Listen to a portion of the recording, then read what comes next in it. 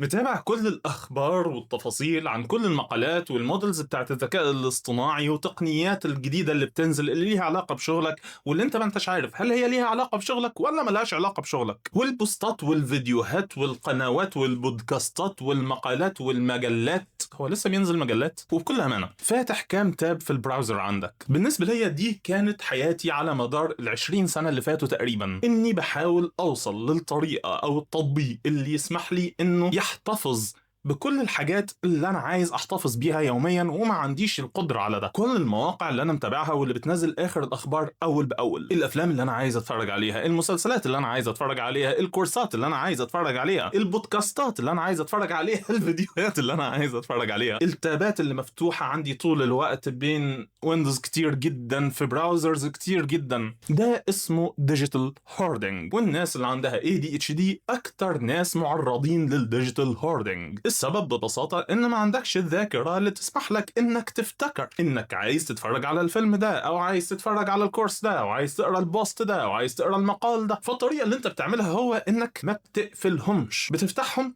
وبتنسى انك فتحتهم، وبتكون النتيجة انك كل مرة بتفتح الجهاز بتاعك او بتفتح الورك ستيشن بتاعك او الورك سبيس بتاعك بتشوف مئات التابات، مئات الحاجات اللي انت عقلك محسسك انك المفروض تاخد عليهم اكشن.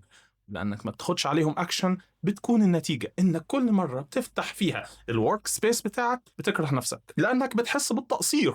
انت قدامك مئات التاسكات انا حبقى رائع لما اقرا كل الكتب دي، انا حبقى رائع لما اتفرج على كل الفيديوز دي، انا حبقى رائع لما في المستقبل ان شاء الله اعمل الحاجة اللي انا بيني وبين نفسي عارف ان غالبا الوقت ده مش هيجي. انا صممت كيبورد جوه زي الفل مخصوص علشان كده. كارد وظيفته انك مجرد ما تضغط عليه تقدر تفضي فيه كل الديجيتال انبوت بتاعك، كل الديجيتال انبوكس بتاعك، التابات واللينكات والمقالات والتفاصيل، كل ده هو هياخده ومش هيحتفظ بيه بشكل باسف، ولكن يقدر يفهمه، يقدر يعمل له بروسيسنج. لو انت على الخطة المدفوعة في زي الفل هتلاقي ان عندك فوق خالص في حاجة اسمها بريف وحاجة اسمها كونتكست. لو ضغطت على كونتكست تقدر غير المشاريع اللي بالفعل موجودة في زي الفل، غير المشاعر اللي بالفعل انت عملت لها لوجينج في زي الفل، غير كل التفاصيل اللي زي الفل يعرفها عنك، تقدر كمان تكتب انت مين، بتفكر ازاي، بتفكر في ايه، انت عايز ايه.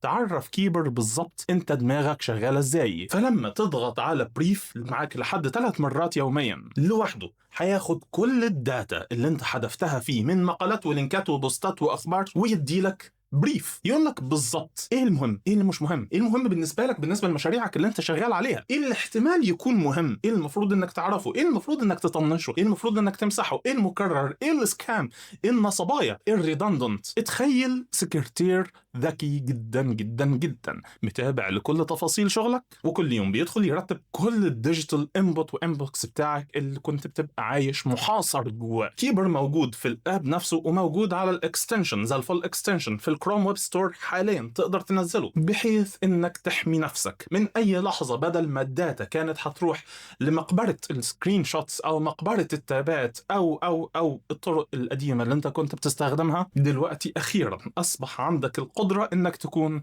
اب تو ديت. وكالمعتاد كل الليتراتشر والساينس اللي ليه علاقه بكل اللي انا بتكلم فيه والابحاث اللي اعتمدت عليها علشان ابني كل ده موجوده في المقالات تحت الفيديو ده على بلوج زي الفل. والله اعلم.